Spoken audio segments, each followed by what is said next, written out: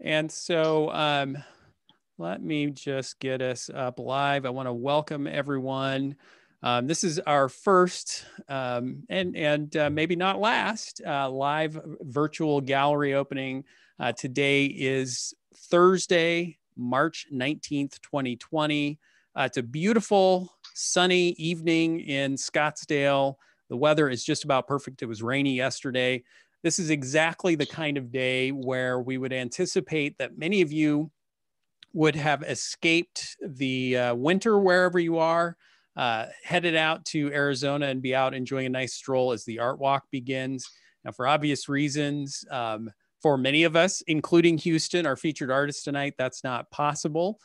So instead of you coming here and enjoying the gallery walk, we thought we'd bring the gallery walk to you. And so here we are. I'm Jason Horsch, owner of Xanadu Gallery. I'm coming to you from Scottsdale. And then I've got Houston on the line with us. And Houston, tell us where you're coming from. Hey, Jason, I am in Mount Pleasant, South Carolina, which is like outside of the suburbs of Charleston.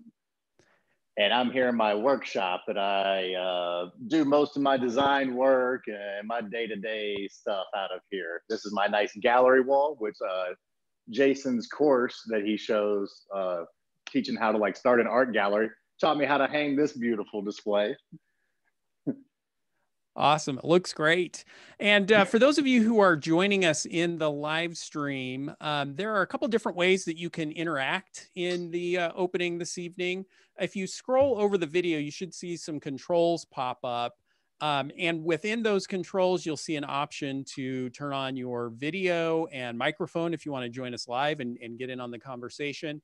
There is also an option to chat, type in questions or comments to us. And in fact, if I can, I'd have everybody who's joined us just take a moment right now to do that. Hop into the chat and type in where you are watching this live stream from. That'll be a good test for us. And then while you're doing that, and actually I said that, and now I'm not, there we go. Here, I see the chat now. And it may be when you scroll over the screen, I'm seeing it under the three dots that say more. And then there's an option for chat there. And there we go. I see a number of you coming in. So I've got Deanna, who's watching from Nevada, Pat, who's coming to us from Colorado. I've got Elaine, who is the gallery director here at Xanadu Gallery. She is working from home and is coming to us from Litchfield Park. I've got Neil from Phoenix and Halls from Kansas City. So we're all over the place, Houston. We've got folks joining us from just about every part of the country. That's amazing. Jason, thank you so much for putting this together. This is very innovative and very cool. Yeah, it's fun. So Houston, maybe to get started, you know, I know that some of the folks who are going to be watching this maybe have come to an art walk. We've done a live art walk event for you, I think, for the past 2 years, 3 years, maybe now. Yeah, 2 or 3, I think. 2 or 3. This might have been the third or fourth. My wife and I were really looking forward to coming out there. We're going to take a little vacation this week out there. Yeah, we're taking a rain check on that. We're definitely going to hold you to it. But please. So some of the folks who are watching maybe already had a chance to, certainly have had a chance to see the spirit tiles in the gallery and know a little bit about them. I'll pull up our spirit tile wall here. And many of you are already spirit tile collectors and enjoy them very much. But Houston, I thought maybe we could start out by just having you give just a little background on you know, how you came to create the spirit tiles and what they mean to you. Oh, well, I was unemployed in the Great Recession, and I spent my last dollars on art supplies. And my mother was seeing a man, Zangaro, who I have a few of his pieces here. And he taught me how to enamel. And I spent my last dollars on art supplies. I figured if I was going to go down, I'm going to go down doing something I liked. And that was, and I moved to a hot garage is where I started in Atlanta. And all that summer, I just kind of played with enamel and experimented with stuff. And kind of found a form that I really liked and started matching stories to them and how they felt and everything. And that's kind of how they were developed. And then I started gifting those to people because I spent all my money. I didn't have any money for like birthday presents. So unemployment, it would be the short answer of that. How do you start becoming an artist? Unemployment. But obviously, it's grown quite a bit from there. And how did you kind of get started getting them out to people? How did people begin responding to them? You know, how did Spiritiles grow? Oh, honestly, word of mouth, I think, is probably the number one best factor. And at first, I would just call people. My mother, I somehow convinced her to help out. And nobody sells you better than your mother. I can tell you that for certain. And she got our foot in more doors than anybody ever could, I think. And I'm so grateful for that. And oh, after that, I just keep calling. You own a gallery. You know how many artists submit artwork to galleries and stuff. It's really tough, and a lot of those good galleries, they don't go out looking for artwork. Artwork comes to them, so you got to put in the work there. I mean, that's no joke. There is a lot more artwork than there are art galleries out there. Yeah, and so you start creating, Carrie and I last year, Houston was celebrating the 10th anniversary. Correct me if I'm wrong, Houston, of your studio. Yes, yeah, 10 years. and so my wife Carrie and I had the opportunity to travel out to Atlanta, where the studio is located, and got to meet some of your amazing staff that works alongside you creating the Spiritiles. And it's quite amazing. I mean, in a lot of ways, you're using the studio method in the same way that a Michelangelo or some of the other artists did, where you've got a lot of people involved in creating Spiritiles. Oh, that's a huge compliment to say, Jason. Thank you. I try to model like making artwork to me is a hobby, and making it a business is my job, and that's a huge difference between how I approach it as well. And I think it's a great idea to take different models like the ones you mentioned, and you know like Dale Chihuly doesn't blow glass himself. He's a very excellent glass blowing critic, though. And Kuntz, if you saw that HBO documentary, he's way better of a marketer and stuff than he is. And he is an idea generator, but doesn't actually execute those. I like to have my hands a little bit somewhere in the middle there. I don't know. Everybody has their own style, but they definitely have some good business models that you can kind of like, that worked, and you can try to apply those same things yourself. And like experimenting with art, experimenting with business, you just keep trying stuff one after another. You never give up, never quit. Keep going. You can do it. Yeah. Absolutely. Well, Yeah. and so tell us a little bit then about, and I guess not to get too technical, but what is the Sure. process for creating the Spiritiles? Oh, as the technical process, absolutely. I actually have some art supplies here that I brought. So I'll start with a relatively thin piece of copper. See, I can bend it pretty easily. Yeah. And then using like a stencil, I will take some glass. This is very finely ground up enamel glass. It's the same glass that you use for cloisonné jewelry, but I'm not using any wires to keep it from bleeding into each other and stuff. It's just different levels. So sift, sift, sift, sift, sift, sift, sift, sift. A lot of sifting. And then when you pick that stencil up, you'll have like the pattern on there. And then I put that into we can do this for real in a minute. I have a kiln here that's about 1,500 degrees. That's like a blast of heat coming out. And that melts the glass and it fuses together. And when it comes out, that's where it looks like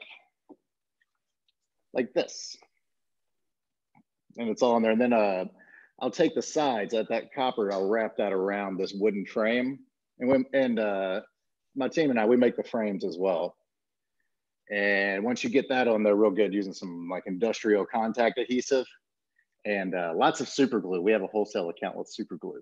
I think we maybe consume like a huge amount of it for their, like on their radar amount.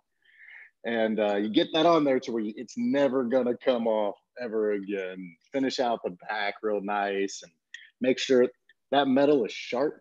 So it's very important to file those corners down, to make sure it feels real nice. That tactile feel is very important, because if you pick one up and it pokes you, it's not the response that you want a first time person interacting them with to have. So every single one has to be perfect in that regard. The enamel work, I like that it comes out different every single time, because you're using stencils and different levels of glass. There's no way to make it exactly the same and like one after another.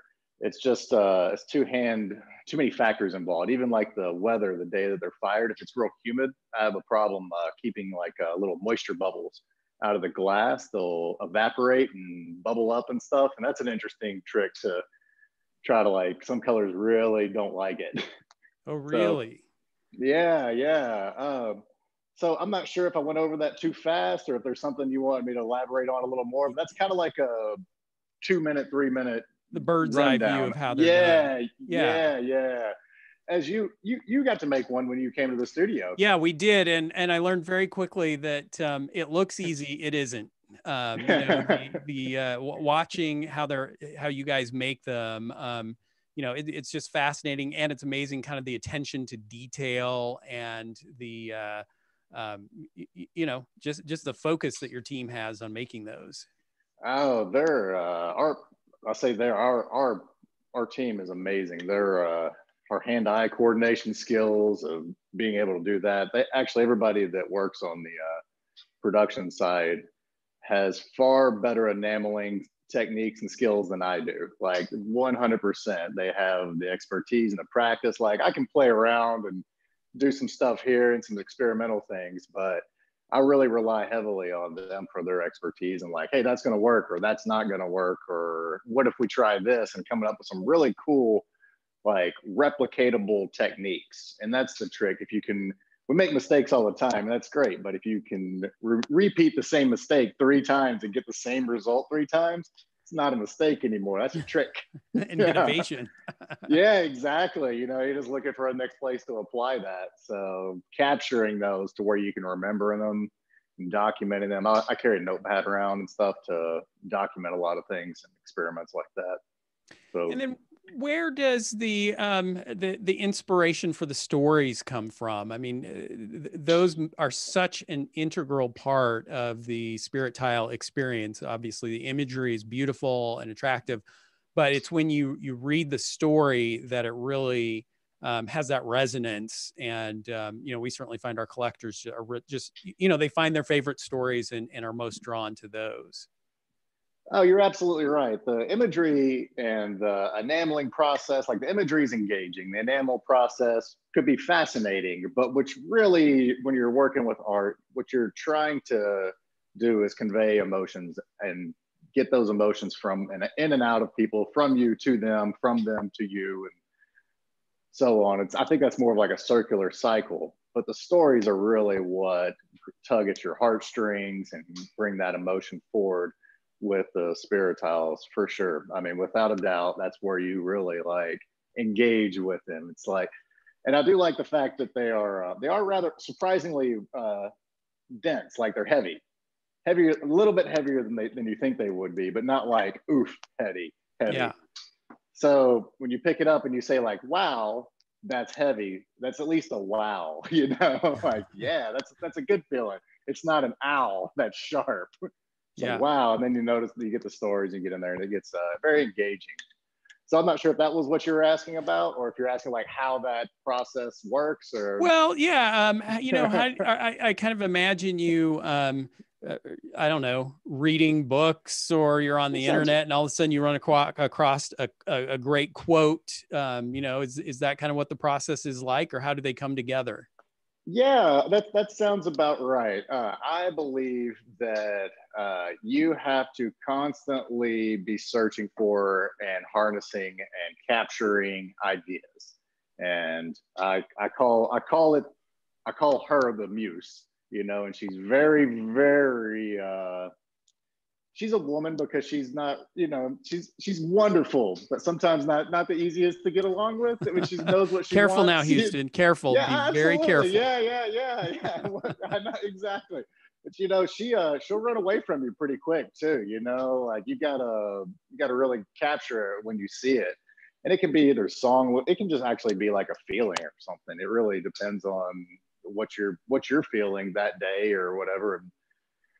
Yeah, if I can start with this, like if I find a story that I really want to find like something that fits with it, that's a far better method than finding something really cool imagery and working the other way. I don't have a preference of which way, one or the other, but the pieces that I started with the story first tend to be more popular, Huh. and I can only assume that those extract a stronger emotion out of people by their popularity. Very cool. Well, I wonder, Yeah. let me hop over to any of you in the live stream. Do you have any questions for Houston? And again, you can either hop in with video and audio, unmute yourself, and let us know if you have a question, or in the chat, can throw a question in there. And we'll give you just a couple of seconds. See if Jason, this is really cool. looks like I saw, let me hop into the overview here. And again, if you just, there we go. It looks like I've got, well, it says Elaine, but I happen to know this is Shalise. And hey, Shalise, how's it going? Hey, good. How are you? Good. Say hi to Houston. Hi, Houston. Hi, Shalise.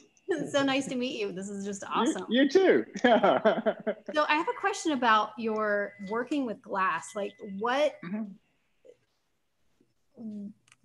how did you choose that medium? Have you worked with other mediums, and like what inspired you to go with glass?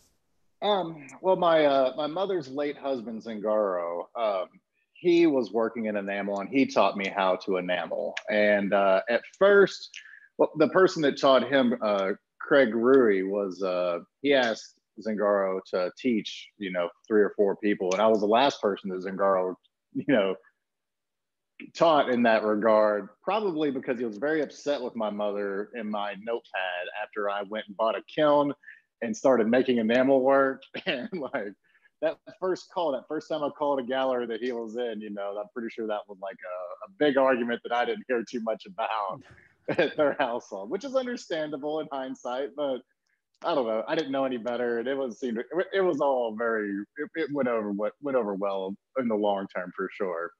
But this type of enameling I was taught by him, and that's where I learned. So I have no formal art training at all. Like I've been to a couple of kind of like seminars and stuff with the Enamel Institute.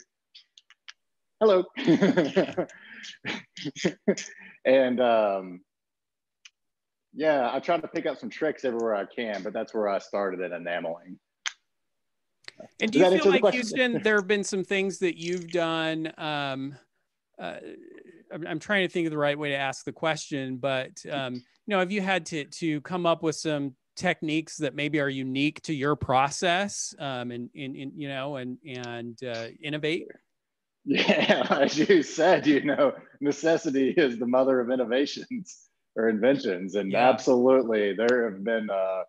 I believe that my team and myself probably invent a new technique at least once a week.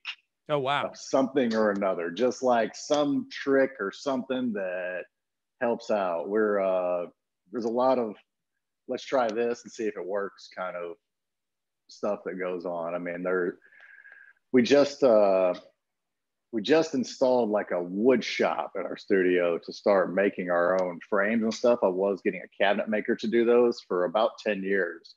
And eventually we kind of outgrew that and brought it in-house. And we've had a lot of we've learned a lot of tricks along the way there. And I think that our finished product now is infinitely better framed the way that we're doing it, because we're allowed to reorder the steps that were, you know, like the process flow. We were able to take like a piece that we're doing at the end and move it before there, and vice versa, with that type of integration, but innovation, really. Yeah. Yeah. So absolutely, all the time, there's always something to be learned or experimented with. Okay, I've got a question from Nelson. It says, and I'm hoping I'm understanding it right. When did Houston make the decision to go with the quote for today's release? I'm not. Maybe that was. I think you did a tile. The TARDIS tile. Yes, the TARDIS tile. So relevant for right now. Isn't that odd timing? That one has been in motion towards release day today for about a month.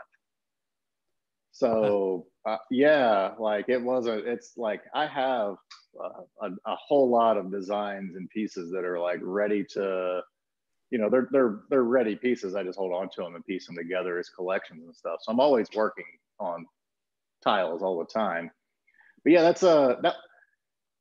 it worked out rather fortuitously, I think. I think that's yeah. What is the story on that one say exactly? Yes. Isn't that funny? I just saw the image of it. Hey, Heather, hello. Hi, I thought I'd pop Heather. in. Yeah, there we go. Heather, talk to us. You're the one to talk to on this one. Yeah. I work with Houston, and I handle the social media and marketing. So, and really, she's the brains of the operation. So the story on the side says, embark on the most daring of all endeavors, meet the future without fear, and conquer the unknown.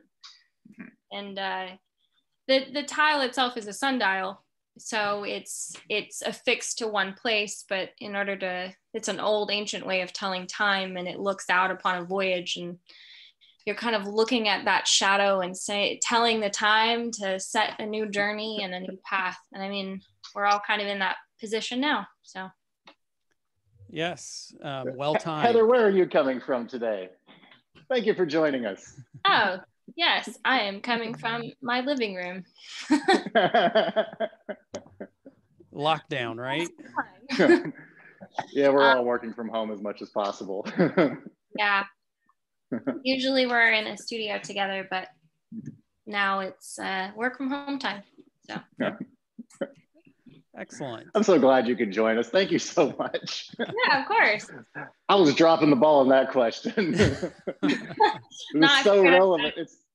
It has been in the process. It wasn't timed intentionally for like this, like that at all, but it seems rather fortuitous that it was. And I like that, you know, it's a hopeful beacon. Yeah. That TARDIS has a way with its timing. It's unbelievable. It's a different piece from what we've done before. I think all the other ones have been specifically a clock, and this one is not your typical type of timepiece. Mm-hmm. And so, and obviously we'll have imagery. We have imagery of the entire Spiritile collection on our website, and watch for emails with the TARDIS coming soon to your inbox, everybody. Neil asked the question, how do you come up with the images that you use? We talked a little bit about the stories, but what about the images? What's that process like? Oh, well, you know, if you find like I was saying before, if you're working from a story first perspective, then finding the image is, I would say, sometimes easier than working for a really cool image. But typically that, like the technical process of that, I imagine is the question there. And that kind of goes from like you find an image or a photograph or something, and then currently, and more like for the last like 3 years or something, I take those onto an iPad and I use that Apple Pencil and start sketching around it, and you get different layers that you can then turn into like stencils that can be cut out that are like, you know, different shapes and stuff like that. And that's how each different color is made in that regard, if that was a question, I think. Yeah, I think so. Yeah. Neil, you can let us know if you need any additional clarification. Yeah. I'm probably explaining that terribly. I don't have any of my stencil cutting equipment here with me. It's at the studio. Yeah. Any other questions from folks who are here in the opening with us? Again, if you want to hop in on video, you can do that, or just type into the chat box. And if not, Houston, maybe we'll shift gears and do a little work. Yeah. If you want to make some enamel work, that sounds like a good time to me. You know, that's what I set up out here. Did I mention that making artwork is a hobby for me? And I really appreciate it. Like, hey, wait, we're going to make some artwork and make it real work today? That sounds amazing.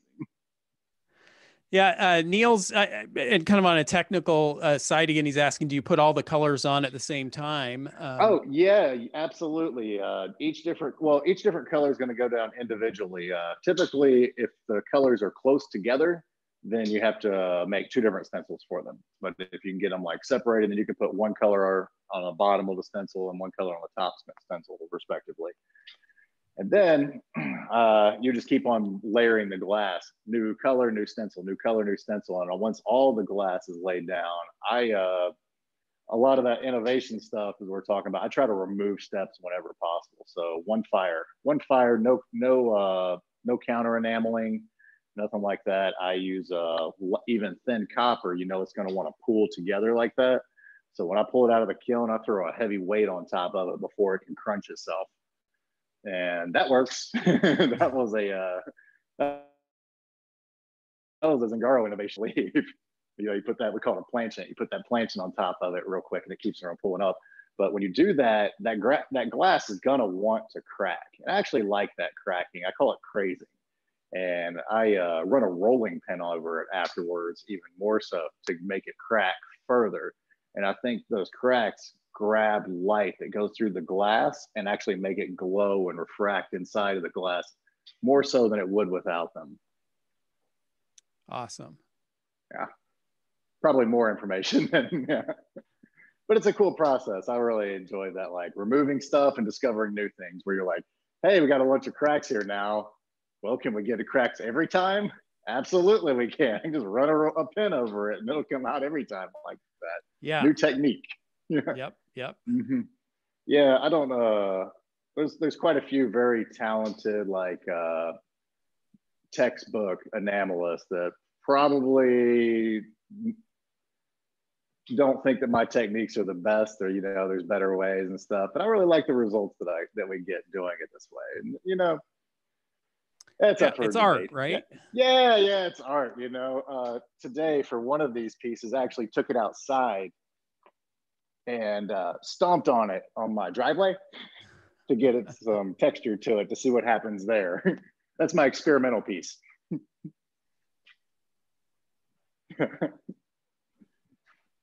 Good. Any other questions while we shift gears here a little bit? Get to look at the table now.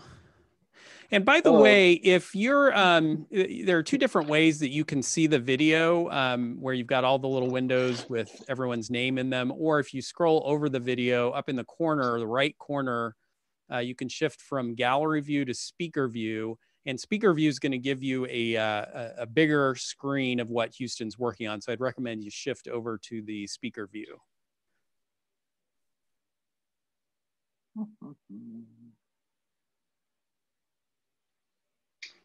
I'm just going to write down some background colors here before we start, because I'm going to try to replicate one of these pieces, the color theory on the wall of one of these pieces, in some of the glass that I have here for this piece that is a bunch of small pieces that I'm going to try to put a bunch of different colors down onto. Very cool. Or we can do something else and we can chat. I don't know. I didn't have a plan for this. No, I like it, Houston. Okay. So we can have, I have a color wheel here that we can go off of too. Zingaro taught me color theory, which is pretty cool. I was gonna make like over here, sorry, I'm a little all over the place.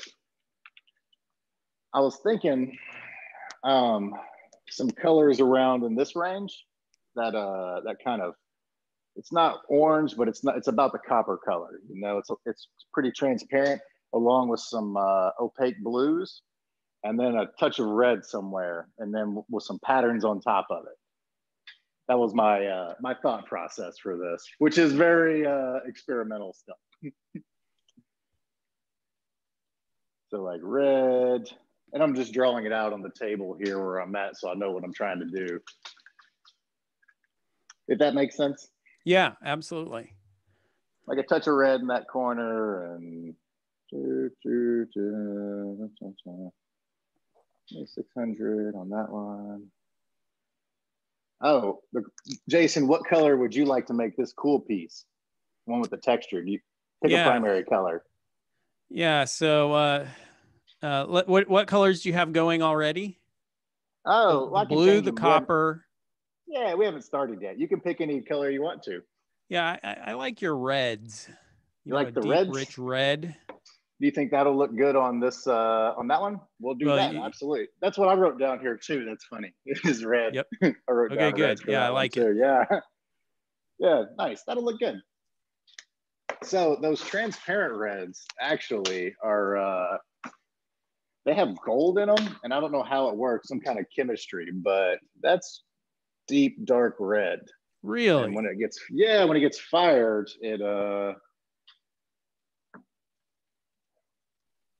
when it gets fired, it turns that really deep, rich red color. I should have brought a bigger sifter.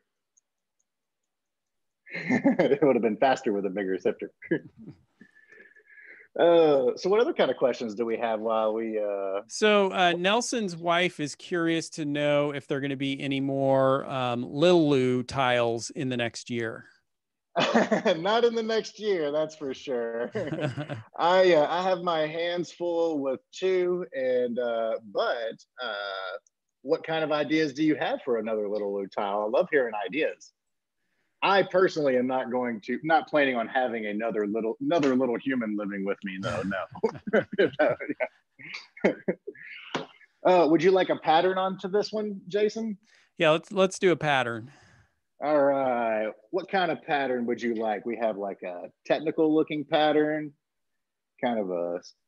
Yeah, I like that. That first one is almost a Southwest kind of feel to it, almost Zuni, or yeah, that one. I like that. All right. What color do you think we should put on top of there? Like blue? Yep, blue sounds good. Good contrast, right? Yeah, I think so. You probably have, you are more of a better art critic than I am. You know, you have to have like 10,000 hours at something to become an expert or something to that nature. Yeah, like I don't know about that. Yeah. Well, you've been looking at art far more. I am probably an expert at trial and error. Okay, that's I just want to put a little extra red down. And I'm going to use this opaque blue here. This one's going to come out pretty much as it looks. All right, you want it centered or off to the side? I'm not much of a centered guy. I like offset. All right, we're just going to drop it on there for fun. Perfect, yeah. Okay, Craig is asking what the creative process is like when a gallery wants to do a custom tile. Oh, that is that's always fun. And we have a little bit of an example of that with the saguaro tile that you did for us. That turned out really nice. I was surprised at how well that one turned out, like how pretty the imagery turns out. But you never really know when you fire it how it's going to look in glass. And so how did you, let me pull one of those up here. If you, I don't know if you can see let me see if I can put myself up here. Here's the saguaro. Ooh, that's nice. Yes. And so when you're doing a custom tile for a gallery, you know, do you kind of talk to the gallery and work together to come up with what would be appropriate for that locale, or is it, yeah, what is that process? Oh, well, I mean, we went through that process. It's more than just like a cactus. You're like, you know, a cactus really fits in down here, and people like things with cactus on them. But what is it about the cactus that like, what does it mean, and what emotions is it supposed to be bringing out of people, and what makes it special to you? So we start digging down into those things to try to find like the I call it a motive, but that's not really a very good term for it. I can't think of a better term to call it though. That motive, it's like the soul of it is what you're really looking for, and you kind of got to start there. So before, and that would be working from imagery to story if we wanted to do a cactus. And that one actually, what's the story on that one? Can you read that one for us? Yeah, I can. So this one says, Arizona, there's no place in the world so full of romance and the natural things that stir the soul. And that is a Zane Grey quote. Mm-hmm. Yeah, I believe you suggested that one, did you not? I think we had a number of different stories that we kind of batted back and forth a little bit. And I don't remember if we came up with that one or if you did. Oh, somebody did. Well, exactly. And I don't know any of the tiles that are active word for word, which is terrible. I know, because I'm always looking at the new ones, and I forget which ones have been released and which ones haven't sometimes until I'm digging through. I'm like, I thought we released this one. Well, we should now, kind of.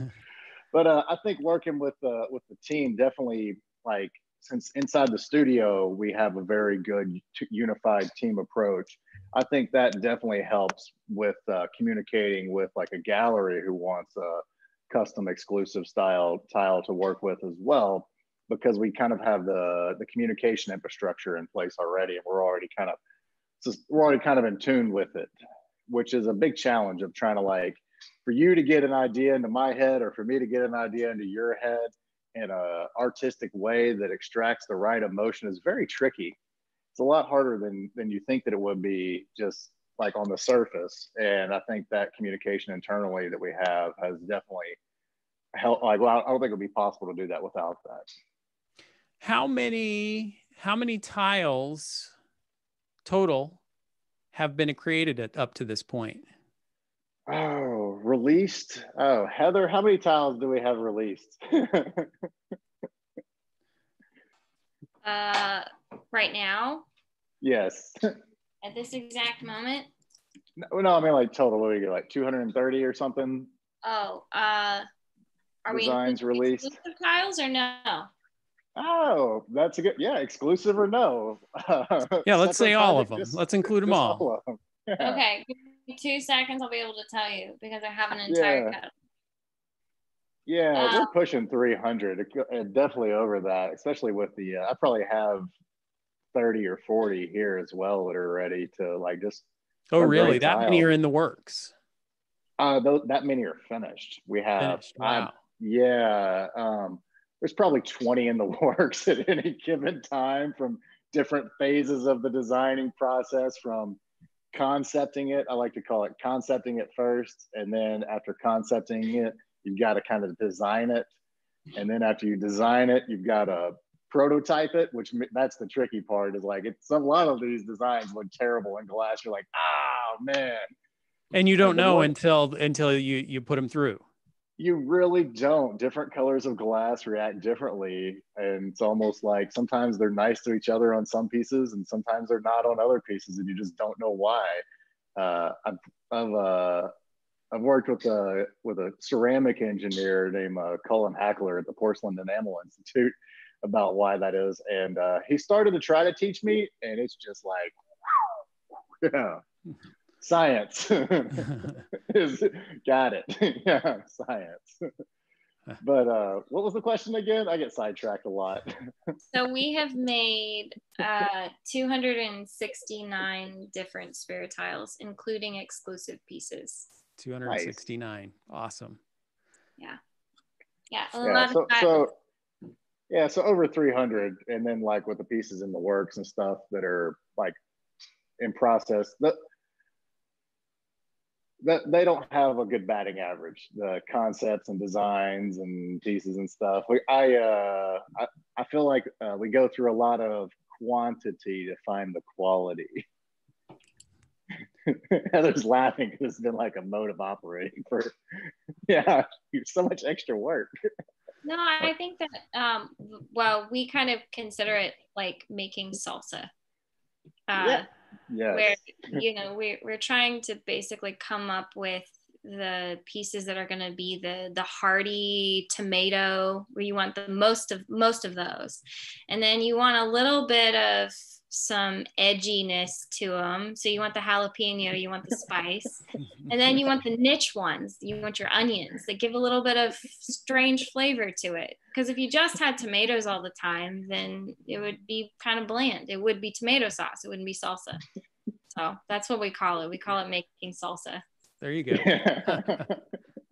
It is Okay. like making salsa. All right, Houston, I've got another question for you. Which spirit tile is your all-time favorite? It's always the one that I'm currently working on, like now. So I can't release that one yet. You'll know in a few months, everybody. Stay tuned. Yeah. Like I have a habit of not really looking back very much, and I've been so fortunate to be able to just keep moving forward and work on new tiles, and all the hard work that goes in for the tiles that are released and stuff. That's part of the business. And since day one, I've tried to make my job to where I can always be moving forward with new designs, and anything that's operational routine, I try to find fantastic team members to help with that. And I've been very, very, very, very fortunate in that regard. We have a wonderful team. As do you. You know how that. Yeah. Exactly. Absolutely. You got to have your team. Your team is everything. Yeah. So I don't know if that answers the question. That's all I've got up till now. Yep. Yeah. All right. Let's see. Let's fire something. This is gonna be fun.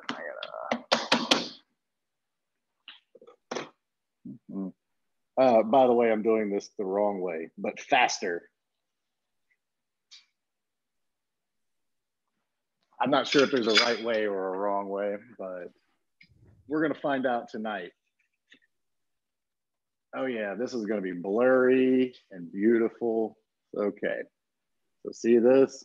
This is your piece. I'm not sure if you can see it or not. Yep, yeah. We can see the design.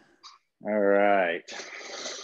Now, it's really hard to believe, Houston, that that's going to be red. It is going to be red, absolutely.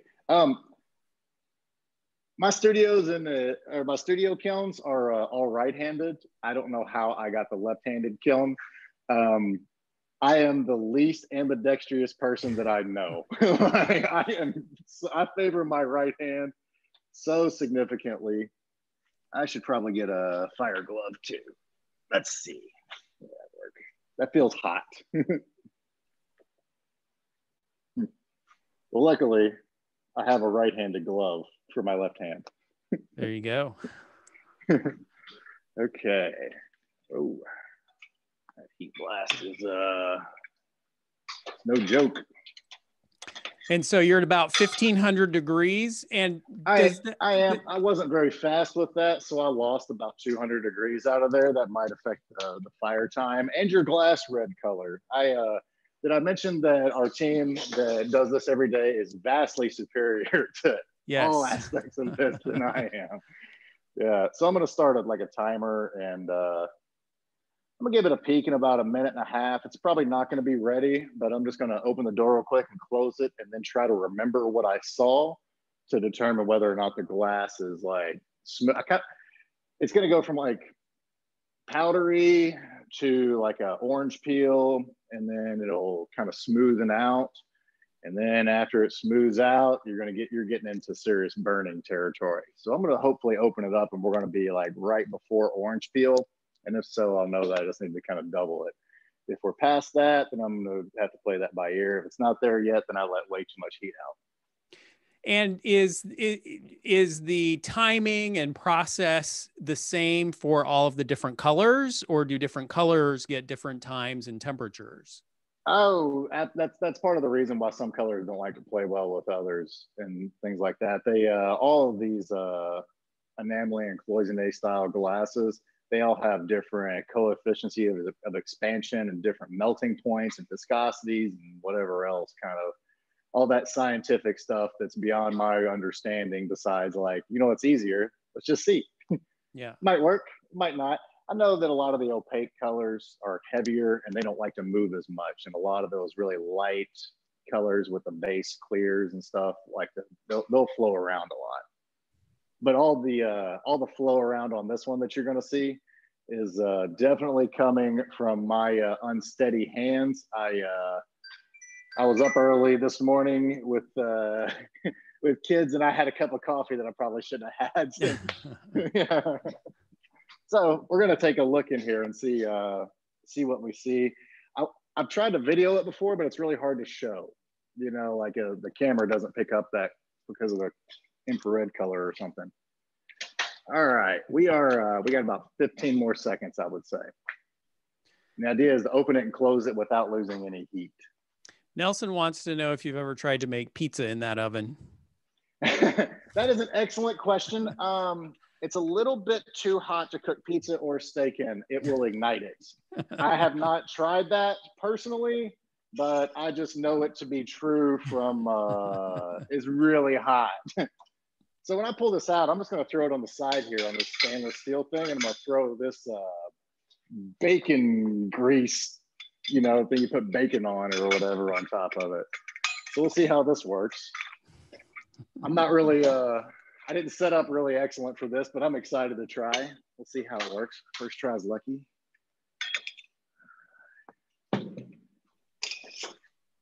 Just so hopefully it doesn't curl up on itself. I might have gone a little light on the red, so we'll see what it looks like in a minute. Right now, it's I'll pull this over here so you can see a little better.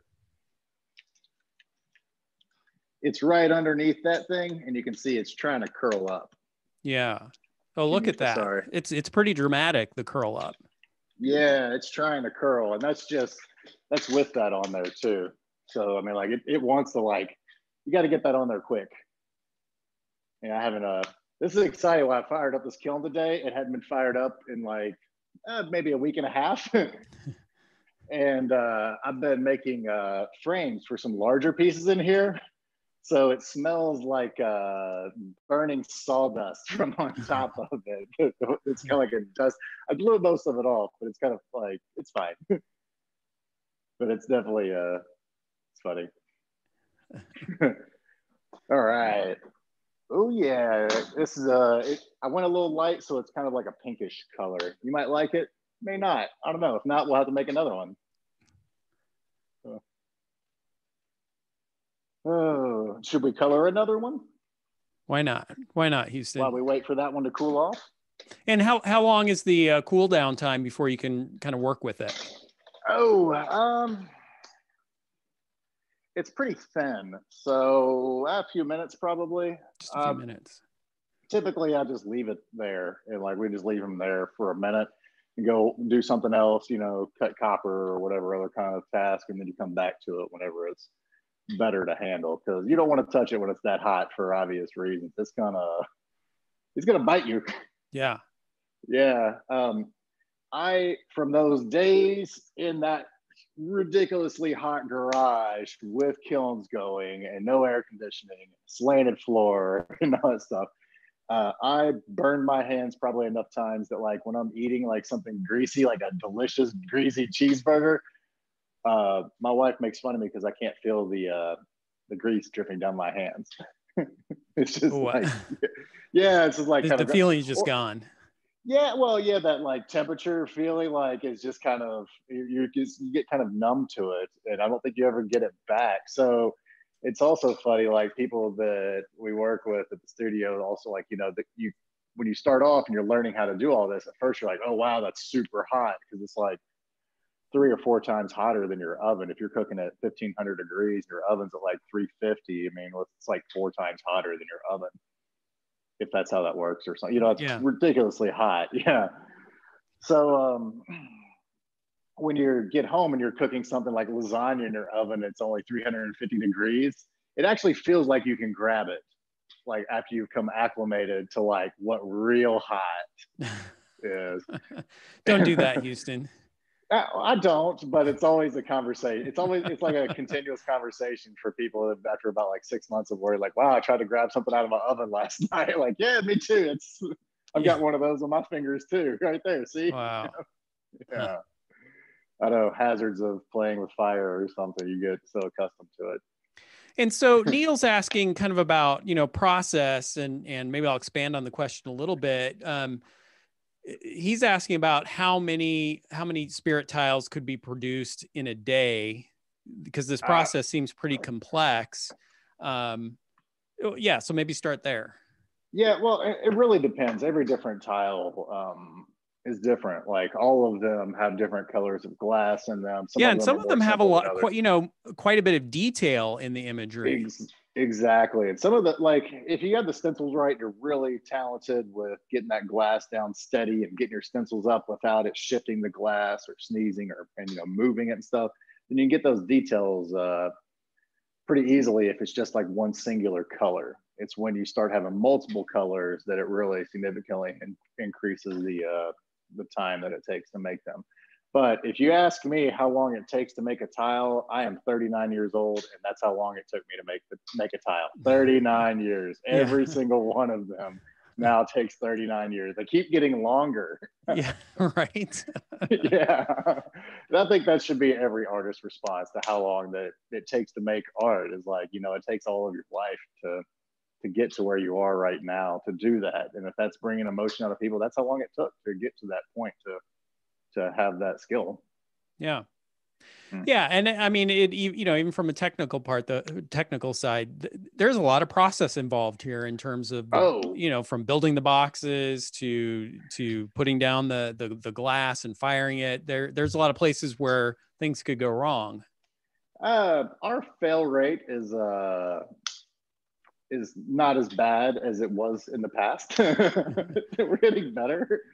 But yeah, I would say like, sometimes you get in just material it's hard to work with. Like your glass is a little too shifted towards the brown, so you got to learn how to work with it a little differently. Your copper comes in, it's got like tarnish in it or something, or it's got a little too much of some unknown substance in it. It gives it a different effect. For a while there, I was really excited that I thought it was in our glass, but it turned out that I think it was in our copper, that we're getting kind of like it's like an iridescent kind of feel to all the transparent colors, where it looks like there was like a different shimmering metal in there. And that was really cool. And that only lasted for a little while though. I wish we could replicate that one again, but that was a good sourcing issue. So there's quite a few tiles that have that in them. And I don't think any of the current ones do in our current supply though. Although they have other positive aspects about them that are even that was one of my favorite about like a defective material. And it's like that point of like, do I ask them to send me more defective things that they know are defective? Because they're going to take that to an extreme. Your supplier always will. They'll start sending you all the garbage. I just want all of that stuff. Yeah. Yeah. So I'm pretty picky about the supplies that come in though, just because you got to have your standards and tolerances and stuff. Otherwise, you're not going to be able to make it close enough to the same thing to recreate the same thing again. Because, if you see a picture of something, you're like, that's what I want. And you're like a product like Spiritiles that, they're far from printed, but, using the same stencil and the same, glass colors, kind of. The glass supply coming in changes a lot very frequently too, just by the nature that this type of glass is manufactured. So you have to shift different colors. Like the herring blue today won't be the same herring blue that they make on the next batch, because they shift up and down the color spectrum with their big crucibles while they're making it. So like the lighter colors, especially in the transparents, are actually just where they're cleaning out. Like they'll start with the heaviest color and then they'll clean it out using clear glass. So those lighter colors work that way. So that process that they use there's a lot of by ear stuff, I would imagine, or whatever, whatever that, we'll just wing it. It's art, it's fine. And it is. It's that's part of the kind of the well, like you say, the magic that's happening is all those different variables coming together. Oh, absolutely. I think this one's probably cool enough to maybe handle. We'll see. Hang on.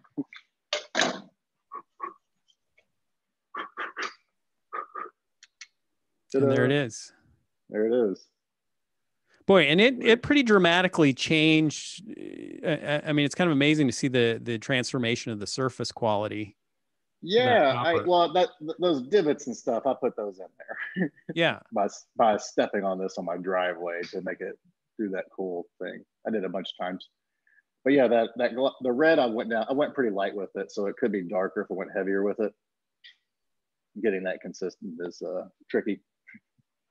I also I took a Sharpie to the edge or not a Sharpie, but like a dry erase marker to the edge of the copper, because I was actually hoping that it would somehow bounce off some of that glass, but it didn't do it. So, like maybe like a sgraffito technique, but it doesn't look like that worked. I was hoping to bounce off some of that glass so I could wrap that around a frame later to mail to you, where it wouldn't chip off. I haven't made the frame yet, so it's fine. I'll just have to make a little special border around it. Cool. Yeah. All right, we got the red one done. Good. Any other questions? We're kind of coming to the end of our officially scheduled hour of opening this evening, but any other questions? Time flies when you're having fun. Yeah, it does. A blast here, obviously. Yeah, like, this is great for me. I'm sure it probably. So no, people it's participating may be bored. I don't know. No, it's awesome. Yeah. Any other questions from those of you who are in the video? And again, if you want to just unmute yourself or turn on your video or type into the chat, we've got just another couple of minutes here. And if not, that's okay too. Ooh, does somebody else want to pick some colors? Any votes for colors? Can I make a request? Yes. Of course. Can you show us a tile that is older, like one of the earliest ones that you made? Yeah, I actually probably have a couple of those. They're going to be in a box. I'm sorry. I probably should have thought of that sooner. No, it's okay. I'm doing the worst sifting job here ever. It's amazing. It's like so uneven and lumpy. The question that was posed earlier about the evolution of the design process and how much more intricate it's gotten in the last few years. Just kind of showing that visually side by side makes it easier to understand. That is a good idea. Hang on, let me see what I got. That's 2015. Yeah, I'm sorry. I should have pulled out something like that earlier. No, it's okay. I know that I'm kind of privy to see some of the old prototypes and know what they've looked like in the past. Nope, that one's not old. I thought it was old. It's not that old. It was pretty old. What, the Joy? Yeah. That one's before I started working with you. Oh, is it really? Yeah. My mom's middle name is Joy. That's a Joy tile. You can see like the enamel work is splotchy and awesome. Some of the copper from this one was made in 2010, 2011. It's not dated. What year did I forget the datum? Yeah, but I did a pretty. This one looks like it might have been didn't make it out of the studio for a reason. But it does definitely show, in terms of kind of the color and the edges that there's been quite a bit of evolution, maybe in the process and the refinement of the imagery. Oh, yeah. Wow, that's heavy. Okay. I found a new box. This might have some good stuff in it. I think even in the last. Hey, Heather, that's promising. That is promising. That's the old packaging tile box. Yeah, the packaging slides out like this. Ooh, look at that excessive crazing. This is a simple 2-color image. Yeah. Melody. Yeah. It's kind of a cool piece though. Yeah, it says, you are the music while the music lasts. T.S. Eliot. T.S. Eliot. I don't even think that's the story you went with. I don't think it is either. I think that's the wrong story. I think that's a prototype. Yeah, well, there's a lot of prototypes. It's actually, the story is actually glued separately onto it. Like it's a separate piece of copper and metal. That's a one of a kind of deal. Yeah, I got a bunch of worth stuff millions to collectors 50 years from now. You know, that would be nice. To me, it's like it's like a scrap. You know, it's like a scrap I hold on to. It's kind of cool. I liked it. I like the way the crazing was in that one, obviously, and I still do. I'm like, wow, that's really cool. This is a pretty early one. This one's still like a tile, but as you can see, the edges and stuff, I was really trying to get all the way to the edge with the glass on every corner. And I've increased my border there where I kind of like brush the glass out of that area a little bit more now instead of trying to run a file over it or something. So this one's cool. This one was made in 2009, so it's like 11 years old. Very cool. This one's, yeah. Wonder what else I have in here. Heather wants to dig through this box. Heather, you want me to bring this box? No, it's okay. I have got some at the studio. This one says Sax on the back. Just signed. So yeah, I have some older Evolution pieces, I guess. I'm not sure what we're looking for in these.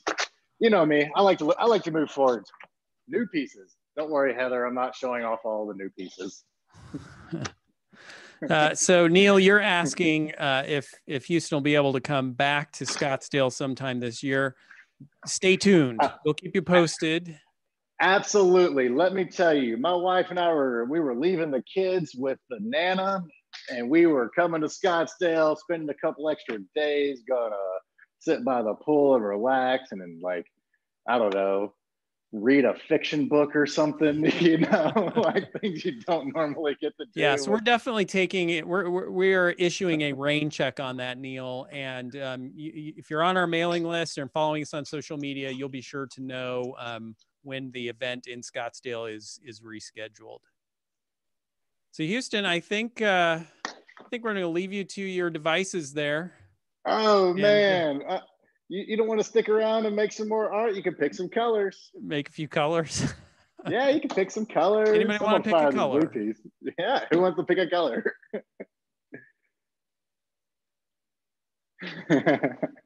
I'm not getting it. Oh, there we go. I've got Neil saying light blue and yellow. Light blue and yellow. Okay. All right. Well, I put light blue and red. Can I put yellow on top of that red? And then we'll have like a, what is that, like a negative print kind of thing where you kind of shift it over or something? You know what I'm talking about? How you can make those real fine lines. Yep. That's Neil's how you get real fine. Sure. That's how you get real fine lines. Yeah, like how you get real fine lines is if you're stencil, you can't get that fine of a line and get the glass and to go through it. So you lay down what color you want the fine line to be, and then you move it over a little bit, or your next stencil actually overlays onto it a little bit so you can get those really fine details. That's the trick if you want like super fine lines that you're like, wow, I can read like the wow, I can read like the lettering on the record or something. That's how you can get that level of detail. Is you just gotta, it's an overlay print or something. I forget what the technique's called, but it's like a common screen printing technique is where we stole it from. Very cool. Yeah. Well, we have a suggestion, Houston, that you ship these pieces that you're just finishing out to us, and we'll give Neil one. I was actually going to mount them all together and onto like one board if it looks decent. If it looks weird, I'll send them all individually. But if it looks okay, I'm going to mount them all together onto one piece and mail it out to you, Jason. You can do whatever you want to with it. I think, you should definitely give it to Neil, though. All right, Neil, stay tuned. All right, this yellow's going down. Or I can just make some more pieces. That's always fun, too. We should do more workshops like this. I'll sit here and do enamel work, and y'all can give me ideas of like what we need to do, what coloring we want to do. It sounds like fun to me. It'd be like I'd be like a surrogate artist. You could be, And yeah, we're getting some definite interest in watching you work, Houston. Also, looks like I missed a question from Elaine about the boxes. Where is it here? Elaine's question was, can you tell us about the box that the copper is mounted on? Oh yeah, it's we started doing those in-house. Like I was mentioned before, that's it's really exciting. I know I'm not being facetious about that, but like, big table saw and stuff, but I'm taking some recycled wood. So it's like, which would be like a medium density fiberboard, but it's all recycled wood. Last the line for that wood, I would imagine. And taking that and sandwiching it enough together to get a thick piece and cutting those into little boxes and then drilling holes in the boxes. I know it doesn't sound exciting, but it actually is kind of exciting. It's a very messy process with sawdust flying everywhere. But we got to get a very cool power tool out of it. It's I got to imagine that box is a critical element. I mean, we don't see it, but it's a critical element of creating the spirit tile.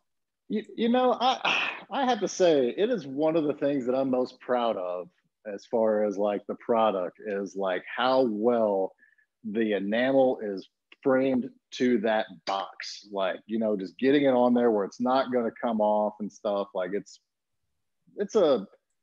that's probably the most important quality control factor to me, is getting that framing to that box and getting that box just right size and stuff. But yeah, it's a medium density fiberboard is what is a recycled. I like to call it a recycled wooden substrate. Recycled wood. Yes, I like that. Very poetic. Yes, it's a recycled wooden substrate. Yeah, but it's actually two sheets of a medium density fiberboard that have been laminated together and then cut down to size. Very cool. Good. I'm gonna fire this piece. Would you like to see it? It's a bit of an explosion. We'll see how that turns out. There it is. All right. If you want to watch, I don't know, last fire of the night. Yeah, we'll call this the last fire. Absolutely. Yeah. Since we've already made it.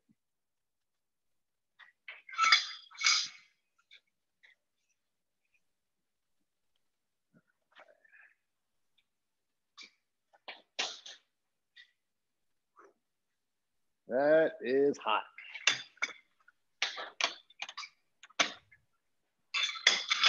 I think it burned my arm hairs that time. Maybe that's what I was smelling before. It's quite possible. So it's going to take about a minute 30, I think. I think that color is going to cook a little bit quicker than that red does. That red likes to, for whatever that transformation that it does in its color, takes a little bit longer sometimes. Maybe I underfired that one. I don't know. I'd have to ask Andrew. He knows more than I do about how different colors react to each other. He does so much experimenting in the studio with the glasses and stuff. It's pretty awesome. Did I mention we have the best team ever? I think you might have.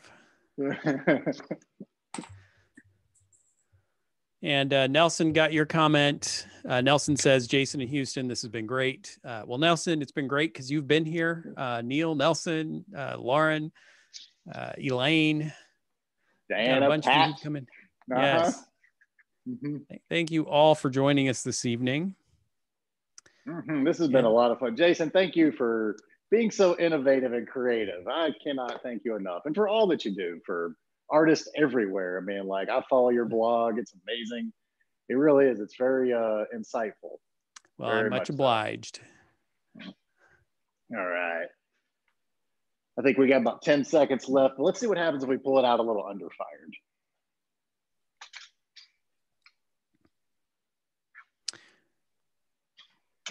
All right, going in.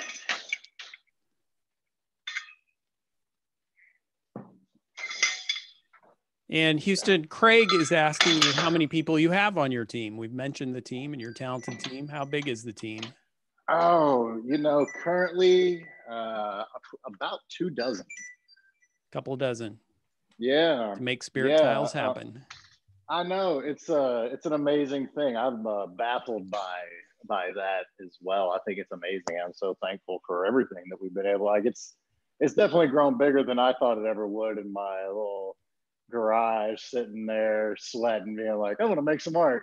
It's very, very lucky and thankful for that. And it keeps on growing, which is pretty awesome. And Craig's follow-up to that is, does each member of the team kind of have a specialty, or is everybody doing the same thing? Everybody's different, and everybody has different skills and talents and stuff. And piecing your team, it's a lot like, like a football team. You got to have different players for different positions and stuff. And it's a fun group. Everybody there is very, very happy. I like to think that we got to build the company that we all wanted to work at. That's what we keep on trying to do every day, and just keep on doing that. And, we get to, our product's happiness. We get to deliver happiness every day. And I think that also goes a long way inside of our company and studio culture. I think the emotions of the people making stuff actually get transferred to the products that they make, and I think it's important that everybody be happy in that regard. Awesome. Just, happy all the way through. Yeah. Yeah. And we see it every day in the gallery too. It's so fun to see people, both people who've seen Spiritiles before, but especially people who are seeing them for the first time and kind of had that moment of discovery of what they are and the stories that they tell. That's it's a really happy moment. Ow, that's hot. There we are. Not that bad. Yeah. Here we are. Oh, look at that. It was under fire, so that blue turned out rather blue. I didn't really get it very level.